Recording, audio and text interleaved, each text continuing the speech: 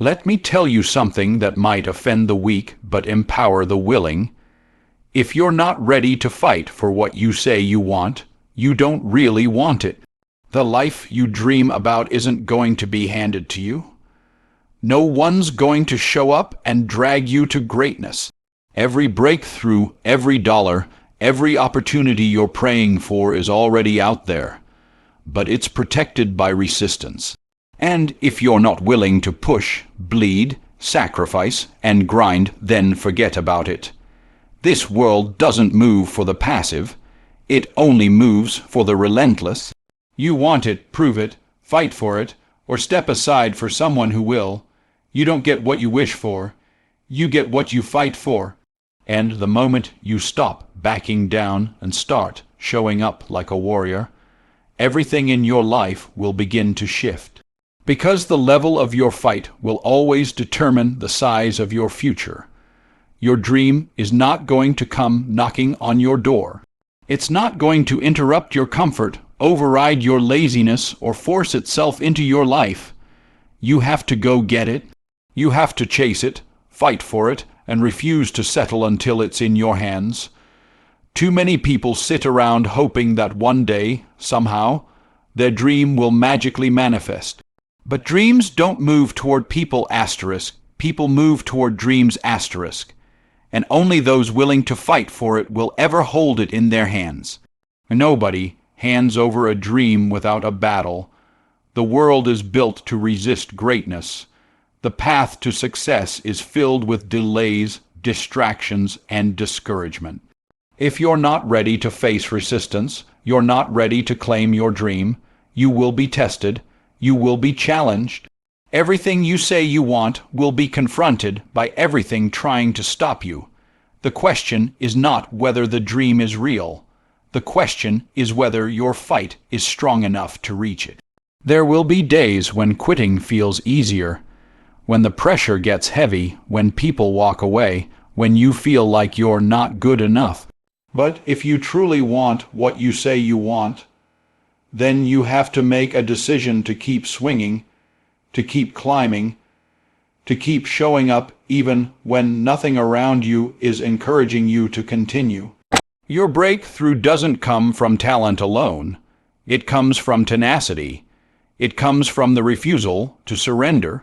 Most people lose their dream not because they didn't have one, but because they weren't willing to protect it. They let opinions weaken it.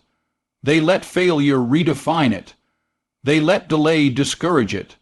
But a fighter doesn't let the dream die just because the fight gets hard. A fighter locks in, adapts, adjusts, and grows stronger under pressure. When you fight for something long enough, you develop a grit that can't be taught in a classroom. You build a spirit that cannot be shaken by setbacks. People will doubt you. They will misunderstand you. They will laugh at you. But that's just the noise that comes with moving in the direction of something great. If no one is questioning what you're doing, it's probably not big enough. A real dream is so massive, so disruptive, so impactful that it makes average minds uncomfortable. And the minute you start to fight for it, you'll feel the tension. But that tension is proof that you're going the right way. You must make up your mind that giving up is no longer an option, that no matter how long it takes, no matter how much it costs, no matter how many times you fail, you are in this for the long haul. Because the person who fights with full commitment always beats the person who dabbles with convenience. You don't need to be the most talented, the most connected, or the most educated. You just need to be the one who won't back down . Fighting for your dream means waking up early when everyone else is sleeping. It means saying no to distractions that bring short-term pleasure but long-term regret. It means sacrificing comfort today so you can experience freedom tomorrow. You can't wish your way into wealth. You can't pray your way into purpose and then refuse to work for it. The fight is what qualifies you for the reward. The struggle is what prepares you for the stage. Every scar you earn on the way to your dream is a reminder that you were willing to do what others wouldn't. Every setback is a setup for your next level. Every delay is developing your character. Every no is building your endurance. That's the price of the dream, and only the ones willing to fight for it can afford it. The process isn't easy, but it's necessary. Because the fight asterisk matures asterisk you. It stretches you. It forces you to become the kind of person who can sustain what you once only imagined. You don't get to have the dream without the demand. You don't get to walk in your calling without crawling through your crucible. The fight is part of the package. It's the tool that refines your vision and toughens your resolve. The dream is not given to the one who wants it the most. It's given to the one who's willing to fight for it the longest. Every round you stay in the ring brings you one step closer to the break, through you've been praying for. So if you have a dream, protect it like your life depends on it, because in many ways it does. Your legacy, your future, your impact, your purpose, they're all tied to your willingness to fight for what others give up on. And the moment you make the decision to stop quitting, to stop waiting, to stop backing down, that's the moment your dream finally starts moving toward you. Comfort is the quiet killer of every great destiny. It doesn't come with alarms or flashing lights. It creeps in slowly, telling you to take it easy, to rest a little longer, to wait until things feel right. But what most people don't realize is that comfort has a cost, and it's paid with your potential. When you choose comfort over calling, you trade impact for inactivity, greatness for excuses, and legacy for laziness. And the tragedy is, you won't even notice it until it's too late. Comfort makes you believe that average is acceptable. It tells you that staying where you are is safer than reaching for more. It convinces you that good enough is actually good. But greatness never grows in comfort zones. Purpose never flourishes where there's no pressure. If your life is too easy, chances are it's too small. The dream you were born to fulfill is going to require discomfort, discipline, and disruption. And if you keep choosing the path of least resistance, you'll end up in a place of least results. The comfort zone is seductive. It gives you just enough to survive, but never enough to thrive. It rewards you with temporary relief while it slowly robs you of long-term reward. People settle into routines that are beneath them because it's predictable, it's safe, but predictability is the enemy of progress. If you already know the outcome of your day, then your day probably isn't stretching you. If nothing scares you, nothing is shaping you. The best version of yourself is always on the other side of what makes you uncomfortable. If you're not facing resistance, you're probably not doing anything worth resisting. Comfort wants you to avoid confrontation, risk, or the possibility of failure. But that's where the magic happens, in the hard conversations, the tough decisions, the long nights, and the steps into the unknown. People who break records and build empires don't do it by staying cozy. They do it by running headfirst into the storm and daring to believe that what's waiting on the other side is worth the pain it takes to reach it. Every time you avoid discomfort, you strengthen the lie that says you're not ready. You train yourself to back down when things get hard. But discomfort is the gym where champions are made. It's where your resilience gets built, your confidence gets tested, and your discipline gets refined. If you don't embrace the pain of growth, you will live with the pain of regret. And that pain never fades. It lingers in the form of what-ifs and wasted years. Comfort isn't your friend, it's your enemy dressed in pajamas. It tells you that you've got time, that you can do it later, that you don't have to push today. But later becomes never, and tomorrow turns into 10 years from now. If you keep putting off your calling until it feels convenient, you'll look up one day and realize you've built a life far below your capacity. Comfort is not a reward, it's a trap, and the longer you stay in it, the harder it becomes to climb out. People who achieve greatness don't wait to feel like doing the hard thing. They do the hard thing until it becomes natural. They understand that motivation is temporary, but movement creates momentum. They wake up and choose to act in spite of fear, in spite of fatigue, and in spite of uncertainty. They don't negotiate with their goals, they execute, because they've learned that comfort is not compatible with calling. One must die for the other to live. The more you chase ease, the further you drift from excellence. You can't have both. You can't live soft and expect to leave a strong legacy. At some point, you have to choose. Do you want to feel good today, or do you want to feel proud 10 years from now? Because those two feelings rarely come from the same decisions. What feels good in the moment often steals from your future. But what feels hard today often pays off for the rest of your life. Discomfort is a signal that you're stepping into something new, something better, something higher. It's not a sign that you're failing, it's proof that you're evolving. Every muscle in your body grows through tension and resistance. And your mindset, your income, your influence, they grow the same way. The goal isn't to avoid the struggle. The goal is to build the strength to walk through it and come out sharper, stronger, and smarter than you were before.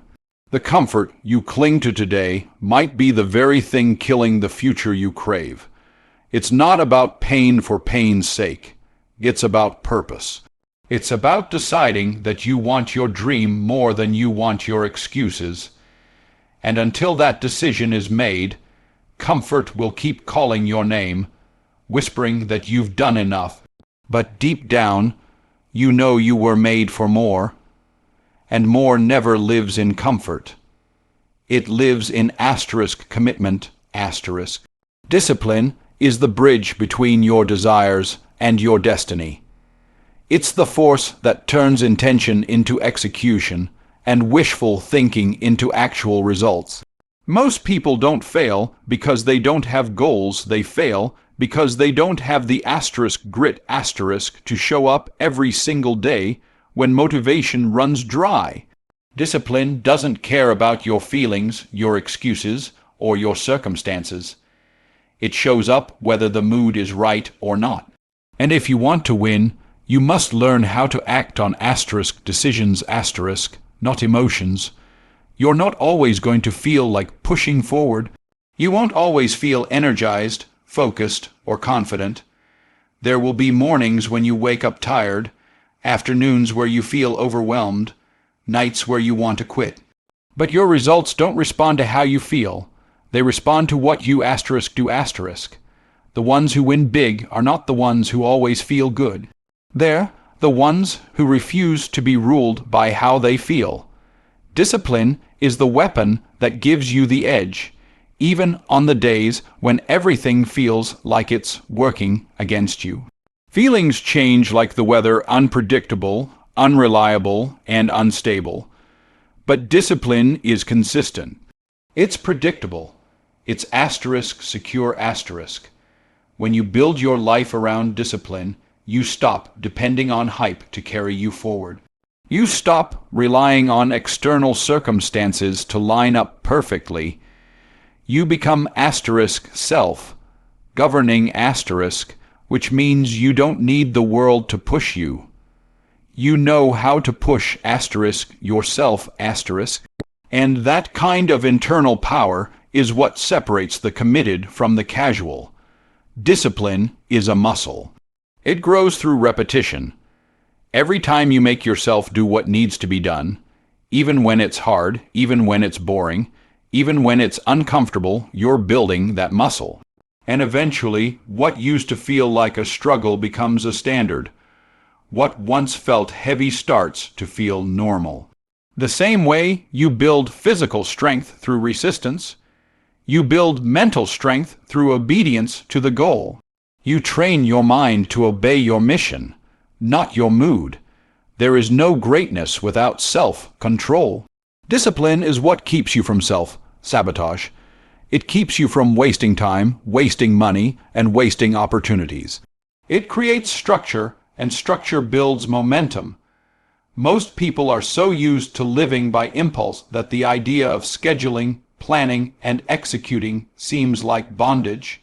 But it's the opposite. Discipline doesn't imprison you. It frees you. It gives you authority over your future by giving you control over your present. Discipline is what shows up when motivation goes missing. Everyone starts excited. Everyone begins with energy. But few people finish . And the difference between starters and finishers is always discipline. It's not talent. It's not luck. It's not circumstances.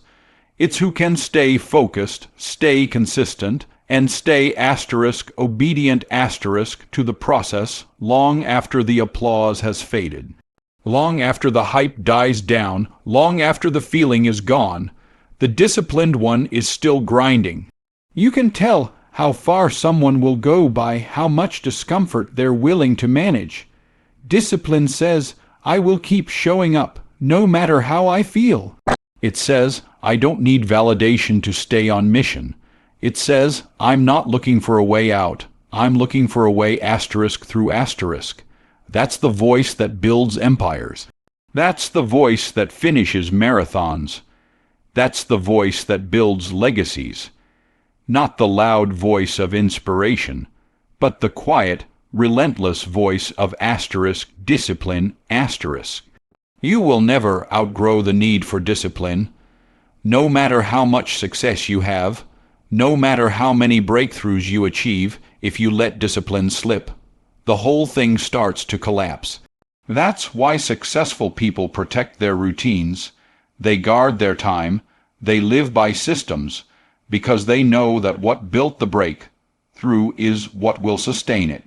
And what builds it is not bursts of energy. It's daily discipline stacked over years. The world is full of talented people with wasted potential. People who had the skills but lacked the structure. People who had the vision but lacked the consistency. The difference between those who rise and those who remain stuck isn't ability. It's reliability. Can you count on yourself to execute when no one's watching? Can you honor your word when no one is clapping? That's what separates winners from wishers. Discipline is the currency of high achievers. Discipline doesn't scream at whispers. It wakes you up at 5 a.m. while the world sleeps. It tells you to keep going when everyone else is done. It keeps you hungry when you've already won a few battles. And it trains you to keep moving forward, not because you feel like it, but because you've made a decision to live by purpose, not preference.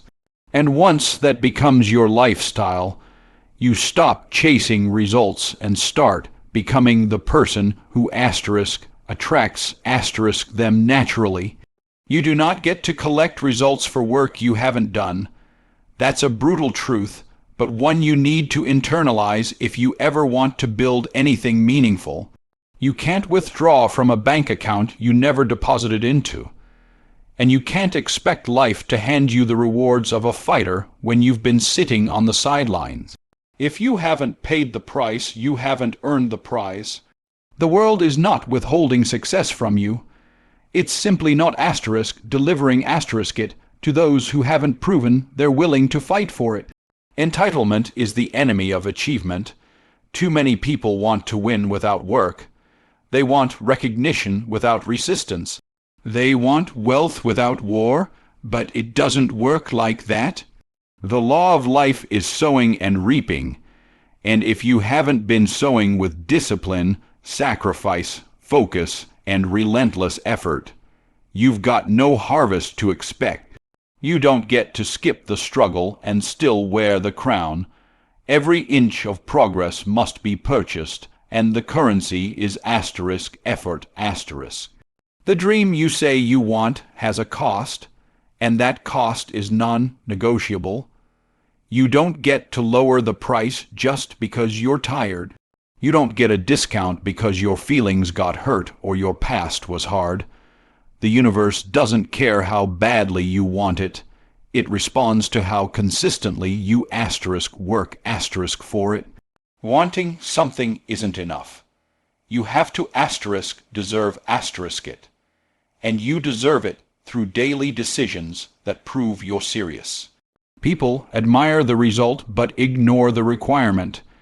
They see the success story, the nice car, the paid off home, the business flourishing, and they think it's luck. They think it just happened. But what they didn't see were the years of silent struggle, the days of doubt, the nights of sacrifice, the early mornings with no applause, the failures that didn't make the feed. They weren't there when you were sowing, so they have no right to speak on what you're reaping. You have to become violently allergic to excuses. Excuses are nothing more than permission slips to stay stuck. They sound good in the moment, they protect your ego from the pain of failure, but they keep you broke, bitter, and bound. You have to hold yourself to a higher standard. A standard where you no longer tolerate laziness in the name of self-care. A standard where you call yourself out before life calls you out. A standard where you earn every inch of success with sweat equity. The reason some people never elevate is because they think effort is optional. They think they can speak affirmations without putting in application. But faith without works is dead, and dreams without effort are too. If you're not moving your feet while you move your mouth, your vision is fiction.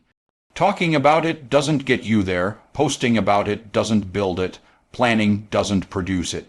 Only work does and not once in a while. Every day . This generation is addicted to instant gratification, but wealth is built on delayed gratification. Mastery is built on discipline over time. Influence is built on consistency. You don't see the reward today, but you sow anyway. You don't feel the payoff this week, but you push anyway because you understand the process. You respect the grind. You've matured past needing results to stay committed. You're committed because your word means more than your wants. You can't complain about results you didn't work for. You can't be mad at the mirror if you've been skipping reps. You can't point fingers when you've been sitting still. The truth is, life gives to the worker. It rewards those who take responsibility. And when you stop making excuses, stop blaming your background, stop waiting for perfect conditions, and start doing the work you'll find that the gates of breakthrough were never locked. They were just waiting for the right key. Discipline . You either become the person who does what it takes, or the person who talks about what they could have done. There's no in between. There's no success without sacrifice. You will have to say no to some things to say yes to your future. You will have to walk away from comfort to walk into your calling. And you will have to shut down every lie that tells you you've done enough. When deep down, you know you've still got more to give. So the next time you look at someone winning and wonder why it's not happening for you, don't get jealous, get honest. Ask yourself, have I really done the work? Have I truly fought for this? Or have I just been wishing, waiting, and watching? Because if you haven't fought for it, don't expect to reap from it. Life will never give you what you want . It only gives you what you've earned . Fear is not your enemy, it's your signal. It's not the thing holding you back. It's the thing pointing you toward exactly where you're supposed to go. Most people see fear and run. They feel nervous, intimidated, uncertain, and they assume that means they should stop. But fear isn't a stop sign, it's a flashing arrow. It's telling you that the territory you're stepping into is new, unfamiliar, and necessary. Because the only things you fear are the things that stretch you, grow you, and elevate you to levels you've never been to before. What most people call fear is actually the resistance to transformation. It's the discomfort of stepping into something that challenges your current identity. The fear of starting the business, the fear of having that hard conversation, the fear of investing in yourself. Those aren't coincidences. Those are indicators. They're showing you the exact next step you need to take to become the version of you that your future requires. You don't need to run from fear. You need to confront it and conquer it. Everything you want is behind a door labeled fear. Every breakthrough, every increase, every elevation is locked behind something that intimidates you. And that door won't open with a whisper. It opens with a kick. You can't negotiate with fear. You can't ask it to be polite.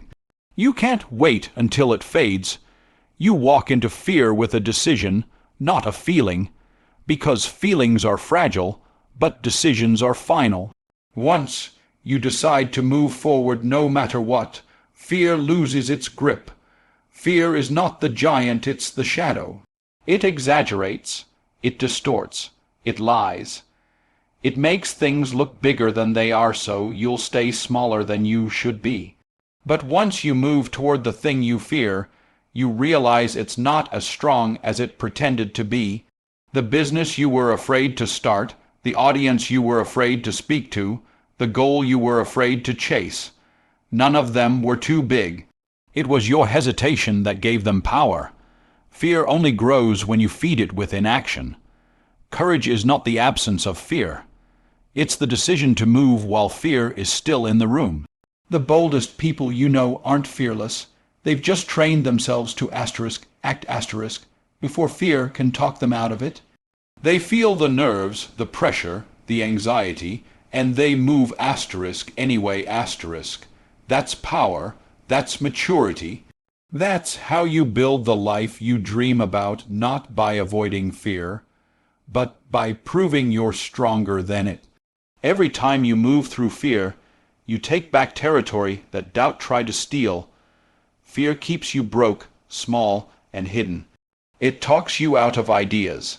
It convinces you to delay. It whispers that you're not good enough, not ready, not worthy.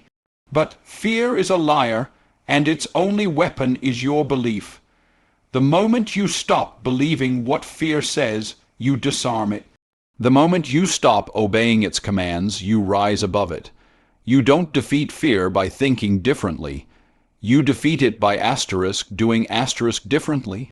You don't need more information. You need more action. If fear didn't exist, most people would already be wealthy, healed, bold, and fulfilled. But fear holds their destiny hostage because they gave it authority. They let fear become the decision maker. They made fear their life coach, but fear is unqualified to lead your life. It doesn't care about your potential. It only cares about keeping you safe. Even if that safety costs you your calling. The question is, are you going to let fear keep you comfortable, or are you going to let courage take you higher? You don't outgrow fear. You outgrow your submission to it. The bigger your vision, the bigger the fears that come with it. But your power is not in eliminating fear. It's in refusing to let fear make your choices. You stare it down. You step into the tension. You show fear that your future means more than your feelings. Every successful person has felt fear, but they refused to bow to it. They chose movement over mental chatter. They chose destiny over doubt. Your fear is trying to protect the current version of you, but your faith is trying to build the next version of you. And you can't live in both places. You can't protect what's familiar and pursue what's possible at the same time. At some point, You have to let go of safe and grab hold of growth. Fear will scream louder the closer you get to the breakthrough. It will throw everything at you to stop you. But the ones who win don't retreat when fear shows up. They rise asterisk. Fear isn't proof you're weak. It's proof you're on the edge of something huge asterisk. The very fact that fear is showing up means you're heading the right way. You're stepping out of the cage, you're pressing against the limit, you're confronting the ceiling that's kept you small. That's not a sign to turn around. It's a sign to press in. Because fear is the final wall before freedom, and you don't tiptoe through it. You tear it down. Excuses are the language of the unwilling. They sound smart, they feel justified, and they're often wrapped in logic. But they are nothing more than well-dressed lies. Every excuse you make is a chain that binds you to mediocrity. It doesn't matter how valid it sounds. If it's stopping your progress, it's still a prison. You can either feed your excuses or feed your execution, but you cannot feed both and expect to grow. The people who break through are not the ones who had it easiest.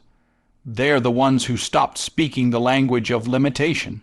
Excuses are seductive because they remove responsibility.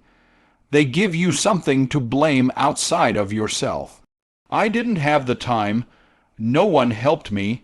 I wasn't ready. But success doesn't care who helps you. It only cares who finishes asterisk. Life doesn't pay you for what stopped you. It pays you for what you push through asterisk. The second you decide to stop justifying your limitations, you unlock the first door to your transformation. Excuses are not protection, they're poison. People will build entire narratives around their excuses and then live inside them like a home.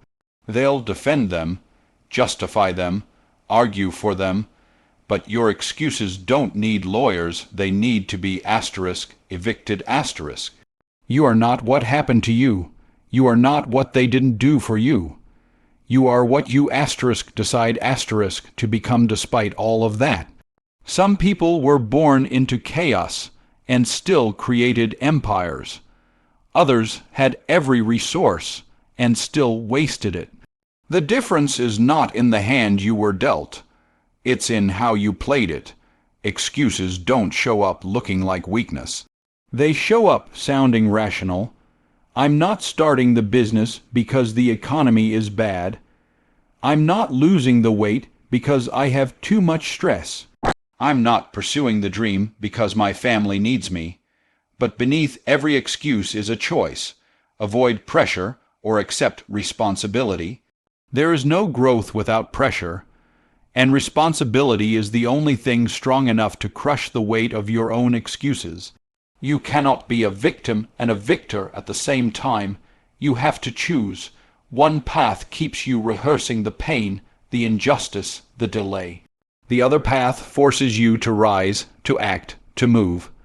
And that's why most people won't take it, because movement costs you your excuses. The moment you take full ownership of your life, the lie that says you can't dies, and the truth that says you're capable starts speaking louder than every excuse you've rehearsed for years. Excuses keep you in cycles. They make you repeat the same mistakes and call it bad luck, but it's not bad luck.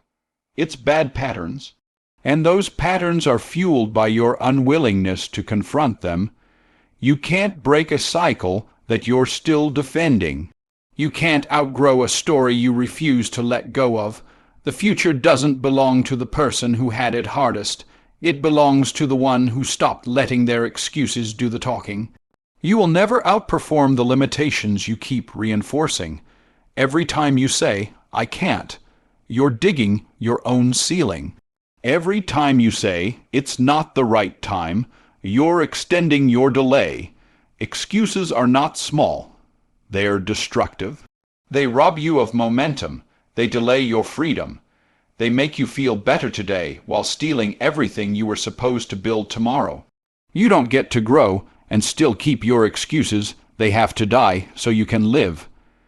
When you look at people who have built something great, understand this: they had every reason not to.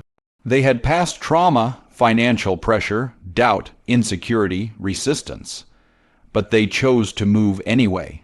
They didn't have fewer excuses, they just had fewer tolerances for excuses.